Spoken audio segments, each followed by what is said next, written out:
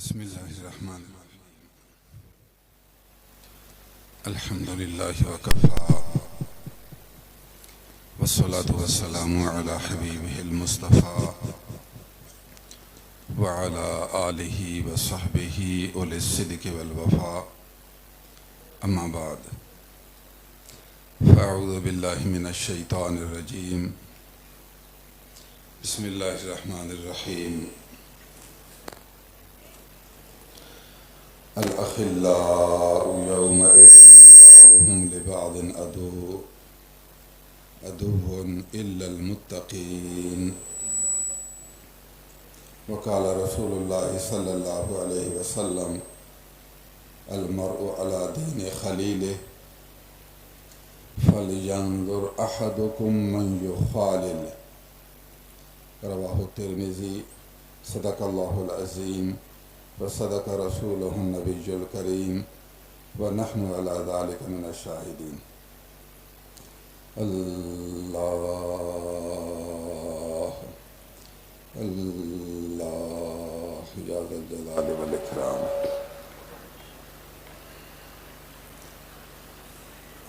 فقیر احباب کی محبت و دعوت کی بنا پر یہاں حاضر ہوا ہے.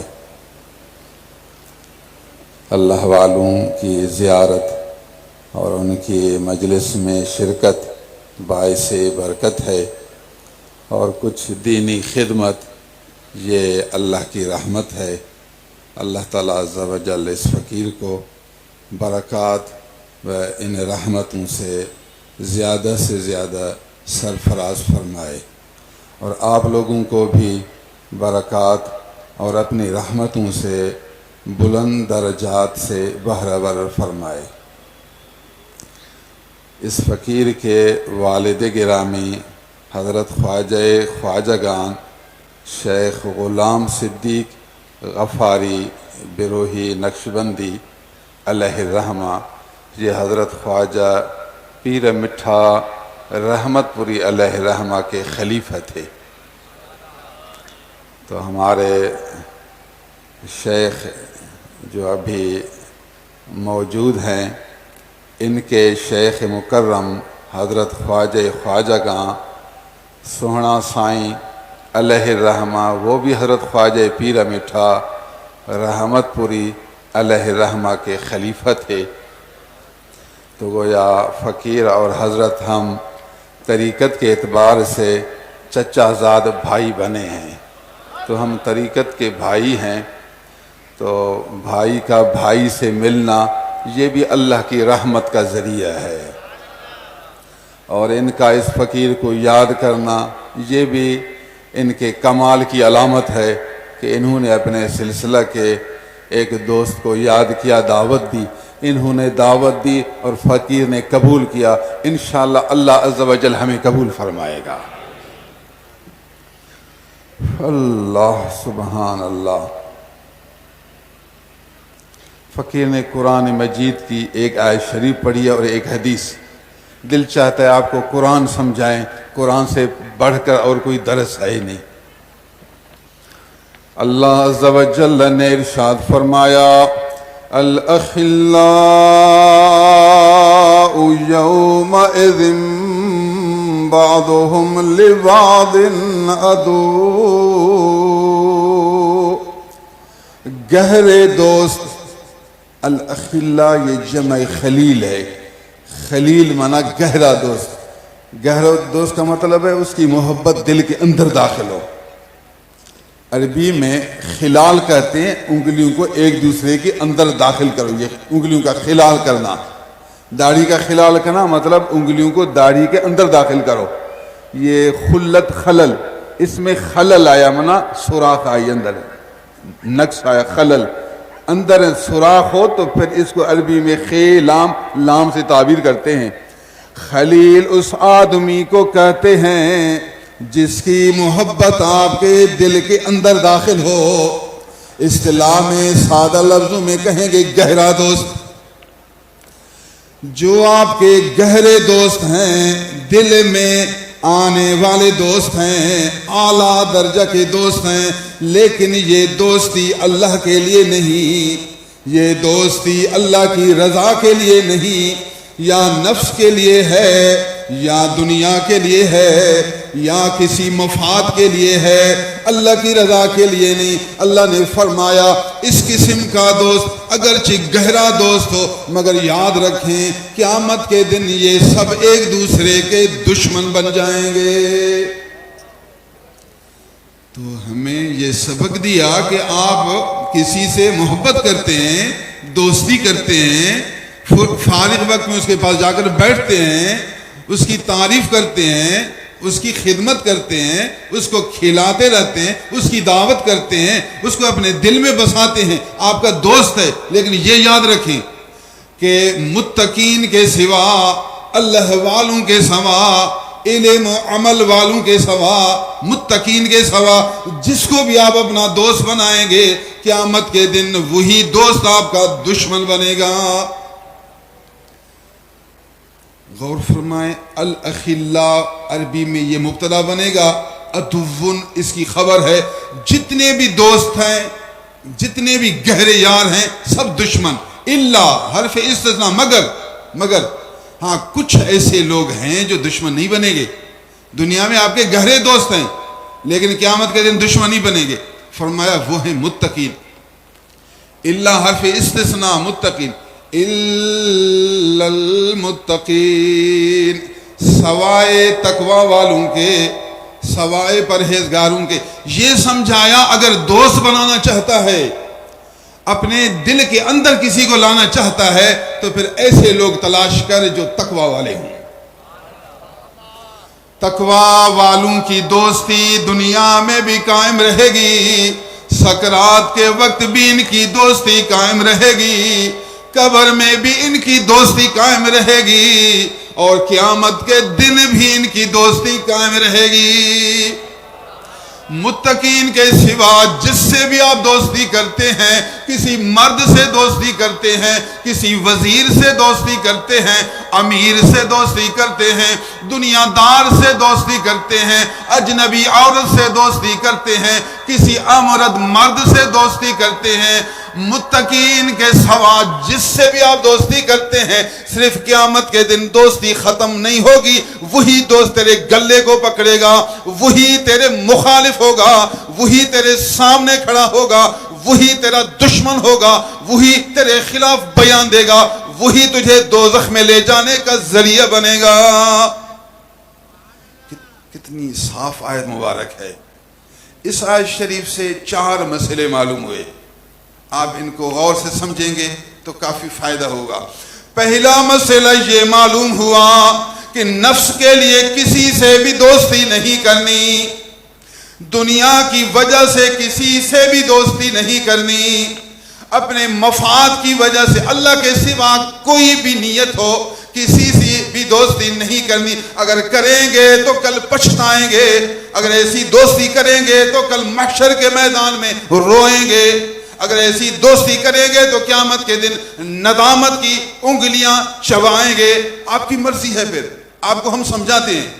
پہلا مسئلہ ہوا۔ دوسرا مسئلہ یہ ہوا کہ دوستی کرنی ہے، دنیا میں گہری دوستی کرنی ہے، دل میں کسی کی محبت ڈالنی ہے، وہ ہے متقین۔ اللہ والوں کو تلاش کرو، اللہ کے نیک بندوں کو تلاش کرو، صاحب علم و عمل کو تلاش کرو، صاحب اخلاص و صاحب ذکر اللہ کو تلاش کرو۔ جب ایسا آدمی آپ کو مل جائے تو پھر اس سے ایسی دوستی کرنی ہے کہ دل میں اس کے سوا اور کوئی نہ رہے۔ متقین سے دوستی کریں گے، قرآن مجید سے اس کا ثبوت ہے۔ تقوی والوں کو اپنے دل میں جگہ دیں گے، تقوی والوں کی یاری تجھے دنیا میں بھی کام دے گی اور قیامت کے دن بھی یہ یاری تجھے کام دے گی۔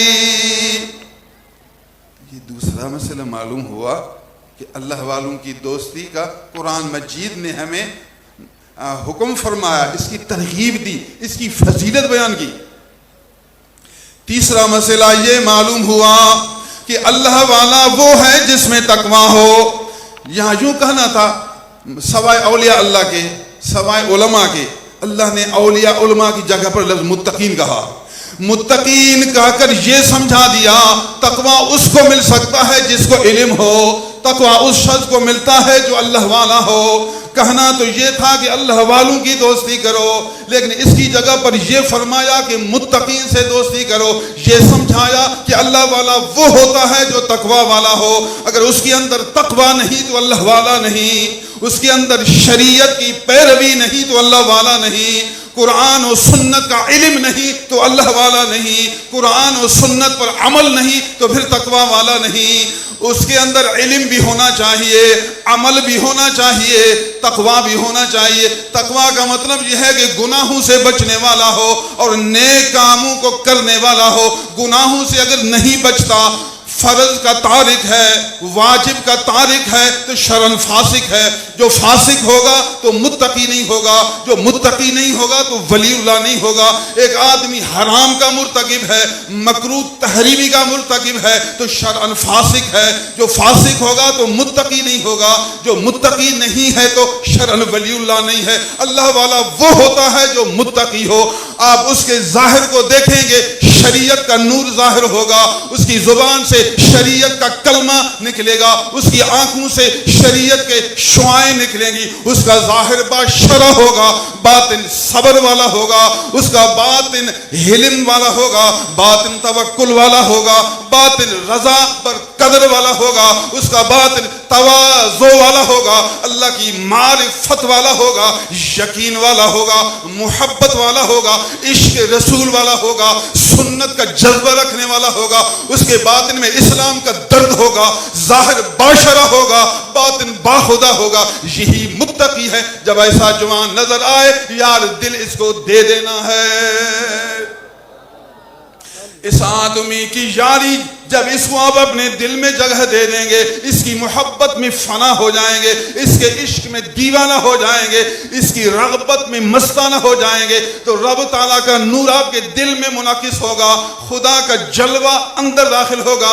جب نور اندر ہوگا تو خدا کی تائید ملے گی. آپ کو تائید من جانب اللہ نصیب ہوگی، نصرت من اللہ تعالیٰ عطا ہوگی. آپ شیر یزداں بنیں گے، آپ کا علم لدنی ہوگا، آپ کے کمالات باطنیہ ہوں گے، تجلیات روحانیہ زیادہ ہوں گی، حقائق ربانیہ منکشف ہوں گے. آپ اتنے اعلیٰ درجہ کے انسان ہوں گے کہ ظاہر میں ایک ہیں مگر حقیقت میں لاکھوں سے بھی زیادہ ہو جائیں گے. پھر اس کی تائید ہوگی. آپ کو اللہ کا فضل آپ کی شامل حال ہوگا. یہاں آپ کو ایک بات سمجھاؤں. حضرت مجدد الفسانی علیہ رحمہ نے فرمایا کہ طریقت ما انعکاسی است. ہماری یہ طریقت نقش بندیہ انعکاسی ہے. اس کا کیا مطلب؟ انعکاس مانا ایک شعاع کا دوسری جگہ پلٹ کھانا، پھر وہاں سے ایک تیسری جگہ پلٹ کھانا. مثال سے سمجھے آہستہ. ہم بچے تھے تو پھر ایک آئینہ ہوتا تھا، آئینہ بالکل صاف ہوتا ہے. آئینہ کو آپ سورج کی طرف منہ کریں، سورج کا شعاع آئینہ میں لگے تو پھر آئینہ کو آپ تھوڑا اور طرف پھیریں تو سورج کا شعاع آئینہ میں آ کر پھر آئینہ سے دوبارہ کسی اندھیرے کی طرف مائل کریں تو کمرے کے اندر وہ شعاع پہنچ جائے گا. آئینہ سورج سے شعاع لے گا اور دوسری طرف جدھر آپ اس کا رخ پھیریں گے ادھر شعاع ڈالے گا. اللہ والے کا دل مثل آئینہ ہے. وہ اپنے دل کو گناہوں سے صاف رکھتا ہے، تکبر سے بچاتا ہے، خود پسندی سے بچاتا ہے، حرص مال سے بچاتا ہے، برے خیالات سے بچاتا ہے، پھر اللہ کی محبت میں مشغول رکھتا ہے، اللہ کے ذکر میں فانی ہوتا ہے، عشق رسول سے آباد ہوتا ہے، اس کا سینہ بالکل روشن ہوتا ہے، آئینہ سے زیادہ چمکتا ہے. تو پھر عرش عظیم کا یہ نور لیتا ہے. عرش عظیم کے نور کو مثل آپ سورج کی شعاع کے سمجھے. مثال کے طور پر ولی اللہ کا دل اپنے آئینہ کی روشنی سے اللہ کا نور لے گا اور مرید کے دل کی طرف اس کو منعکس کرے گا. جو مرید ہوگا محبت کرے گا، ارادہ کرے گا، شیخ کی طرف متوجہ ہوگا، دل کا رخ پیر کی طرف کرے گا تو پیر عرش سے نور لے کر مرید کے دل کی طرف متوجہ ہوگا تو مرید کا دل روشن ہوگا. پہلے پیر کا دل روشن ہے، نور الہی سے منور ہے. جو سالک متوجہ متوجہ ہوگا، مرید اس کی طرف مائل ہوگا تو پیر توجہ کرے گا، توجہ سے مرید کا جو دل پہلے بند تھا کھل جائے گا، پہلے سیاہ تھا روشن ہوگا، پہلے گناہوں کی طرف مائل تھا پھر نیکی کی طرف راغب ہوگا، پہلے متکبر تھا پھر متواضع ہوگا، پہلے بگڑا ہوا تھا پھر اب باصلاح و رشد ہو جائے گا۔ طریقت ما انعکاسی، ہمارا یہ طریقہ انعکاسی ہے، تو اللہ والوں کا سینہ مثل آئینہ ہے، یہ اللہ کا ایک نظام ہے، اللہ کا یہ قانون ہے۔ تو اس قانون سے آپ اگر ولی اللہ سے محبت کریں گے تو ولی اللہ کا تقویٰ تیری طرف منعکس ہوگا۔ جیسے ابھی حضرت بیان کر رہے تھے کہ ہمیں حضرت نے داڑھی کا حکم تو نہیں کیا، مگر صحبت میں رہ کر، صحبت میں بیٹھ کر خود بخود داڑھی آ گئی۔ یہ اللہ والوں کی طرف جو محبت تھی، آپ کے دل کی رغبت تھی، ولی اللہ کے دل میں جو نور تھا وہی نور تیرے دل کی طرف منعکس ہوا، تو ولی اللہ کی جو صفات ہیں وہی صفات تیرے اندر آہستہ آہستہ آتی رہیں گی۔ اس لیے اللہ نے فرمایا الا المتقین، اگر آپ دوستی کریں گے تو متقین سے دوستی کریں، ان کی دوستی بہت زیادہ کارآمد ہے، مفید ہے، دنیا میں بھی مفید ہے، آخرت میں بھی مفید ہے۔ میں نے عرض کیا کہ 4 فائدے، نمبر اول غیر سے محبت نہ کرو، نمبر 2 متقین سے محبت کرو، نمبر 3 اللہ والا وہ ہے جو متقی ہو، نمبر 4 اس آیت نے متقین سے خلت کا اثبات کیا، صرف دوستی کا نہیں، فرمایا متقین کو خلیل بناؤ، اور خلیل اس کو کہتے ہیں جس کو آپ دل کے اندر جگہ دیں۔ تو اس ٹکڑے سے فنا فی الشیخ کا مسئلہ معلوم ہوا۔ فنا فی الشیخ اس کو کہتے ہیں کہ پیر کی محبت اتنا زیادہ ہو، پیر کی محبت میں غرق ہو، دل کو پیر سے اتنا لگا کر رکھے کہ دل میں پیر کے سوا کسی کا تصور نہ رہے۔ کھڑے پیر سامنے ہے، بیٹھے پیر سامنے ہے، چلتے پیر سامنے ہے، کھاتے پیر سامنے ہے، لیٹے پیر سامنے ہے، ہر حال میں پیر سامنے ہے۔ پیر سامنے کا مطلب دل کی آنکھوں کے سامنے ہے۔ محبت چونکہ دل میں ہے تو محبت میلان القلب الی ما تتمنا، جس طرف تیری تمنا ہے ادھر تیرے دل کا میلان ہے، تو یہی محبت ہے۔ تو ہر وقت پیر کی طرف متوجہ ہے، پیر کی محبت میں فانی ہوا۔ جب غیر کا خیال دل میں نہ آئے، صرف پیر کا خیال جم جائے تو کہیں گے یہ مرید فانی فی شیخ ہے، اس کو فنائیت فی شیخ ملی ہے، محبت میں درجہ فنائیت عطا ہوئی ہے۔ یاد رکھیں اس کا ثبوت قرآن سے ہے۔ اگر کوئی کہے کہ یہ مشائخ نقشبندیہ فنائیت فی شیخ کی باتیں کرتے ہیں، قرآن میں کہاں سے ثبوت؟ اس کو کہو قرآن نے کہا متقین کو خلیل بناؤ، متقین کو خلیل بناؤ، تو خلیل کا معنی ایسا دوست بناؤ جس کو اپنے دل میں آپ جگہ دیں، آپ کے دل میں اس کے سوا کچھ بھی نہ ہو، یہی خلیل ہے۔ معلوم ہوا کہ متقین کو خلیل بنانا قرآن سے ثابت ہے۔ فنا فی الشیخ کا مسئلہ قرآن مجید سے معلوم ہوا۔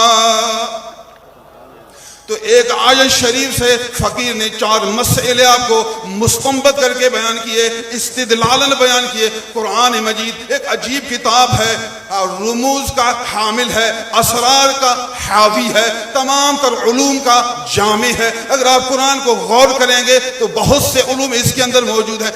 جمیع العلم فی القرآن لیکن تقاصر عنہ افہام الرجال، تمام تر علوم اس قرآن میں موجود ہیں، مگر تیرے دل کی کشاش کی ضرورت ہے، دل کی وسعت کی ضرورت ہے، نورانیت کی ضرورت ہے، علم پر دست رسی کی ضرورت ہے، باطن کے کمال کی ضرورت ہے، اللہ کے فضل کی ضرورت ہے، تائید من اللہ کی ضرورت ہے۔ جب خدا کا نور آپ کے اندر میں جائے گا، شرح اللہ صدرہ للاسلام فہو علی نور من ربہ، جب آپ اس مقام پر فائز ہوں گے، شرح صدر ہوگا، نور من ربہ پر فائز ہوگا، تو خدا تعالیٰ سینہ کھول دے گا، پھر علوم باطنیہ نازل ہوں گے، علوم لدنیہ عطا ہوں گے، پھر آپ عجیب و غریب اسرار دیکھیں گے، رموز دیکھیں گے، حقائق دیکھیں گے، دقائق دیکھیں گے، پھر قرآن سے بہت سے علوم آپ اخذ کرتے رہیں گے۔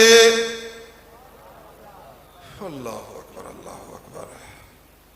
ایک آیت شریف آپ کی خدمت میں پڑھی، اس سے کچھ مسائل سنائے۔ اب ایک حدیث شریف سنیے، ترمذی شریف کی ہے۔ نبی کریم صلی اللہ علیہ وسلم نے ارشاد فرمایا المرء علی دین خلیلہ، حضور جہاں لفظ خلیل کہا، آدمی اپنے محبوب کامل گہرے دوست کے دین پر ہے. آپ پوچھیں گے میں جنتی ہوں یا دوزخی, میں نیک ہوں یا بد ہوں, میں اچھا ہوں یا برا. آپ کو ہم جواب دیتے ہیں, آپ دیکھیں کہ آپ کے دل میں کس کی دوستی زیادہ ہے, کس کی محبت زیادہ ہے, آپ کا گہرا دوست کون ہے. فارغ وقت میں آپ کس کے پاس بیٹھتے ہیں, کس کو دعوت کر کے خوش ہوتے ہیں, کس کو پیسے دے کر دل میں ٹھنڈک حاصل کرتے ہیں, بہار حاصل کرتے ہیں, قرار حاصل کرتے ہیں. جس کی محبت آپ کے دل میں ہے تو آپ اس کے دین میں شمار ہوں گے. سارا مدار آپ کا دل ہے, سارا حکم آپ کے باطن پر ہے. آپ کے اندر میں جس کی محبت ہے آپ اسی کے شمار کیے جائیں گے. آپ اسی کے دین پر ہوں گے, اسی کی صفت پر ہوں گے, اسی کے مسلک پر ہوں گے, اسی کے رائے پر ہوں گے, اسی کے مذہب پر ہوں گے, بس اسی جیسے شمار کیے جائیں گے. المرء علی دین خلیل. لیکن شرط یہ کہ گہرا دوست ہو آپ کا ایسا محبوب جس پر آپ دیوانہ ہوں, آپ اس پر مستانہ ہوں, اس کی محبت میں فانی ہو جائیں. جس کی محبت میں آپ فانی ہیں آپ اسی کے حکم میں ہیں. آگے سنیے, المرء علی دین خلیلہ فلینظر احدکم من یخالل. تم میں سے ہر ایک سوچ لے, نظر مانا سوچ لے, غور کرے, اپنا امتحان لے, اپنے آپ کو پرکھ لے, نظر کرے, غور و فکر کرے. فَلْيَنْظُرْ أَحَدُكُمْ, کوئی ایک, بِمَنْ يُخَالِلْ, اپنا فیصلہ خود کرو, اپنے آپ کو خود پرکھو. آپ کی دوستی کس سے ہے؟ اگر آپ کی دوستی کسی ولی اللہ سے ہے تو آپ بھی ولی اللہ ہیں. اگر آپ کی دوستی چور سے ہے تو آپ بھی چور ہیں. اگر آپ کی دوستی کسی بدکار سے ہے تو آپ بھی بدکار ہیں. اگر آپ کی دوستی کسی پرہیزگار سے ہے تو آپ بھی پرہیزگار ہیں. فَلْيَنْظُرْ أَحَدُكُمْ مَنْ يُخَالِلْ. ادھر بھی خلیل اور ادھر بھی خلیل. اللہ دین خلیلی ہو سکتے دوسرا لفظ لائے چونکہ جامع ہے. نبی کریم صلی اللہ علیہ وسلم کی فراست اعلیٰ درجے پر, بصیرت, کمال. جو لفظ بولتے ہیں تو حقیقت کے موافقی بولتے ہیں. المرء علی دین خلیل, خلیل کا لفظ استعمال کیا. فَلْيَنْظُرْ أَحَدُكُمْ مَنْ يُخَالِلْ, یہاں بھی خلیل کا لفظ استعمال کیا. فرمایا سبحان اللہ, خلیل بنانا چاہتے ہو تو متقین کو خلیل بناؤ. اگر کوئی متقی آپ کا خلیل ہے, یار بیڑا آپ کا پار ہے.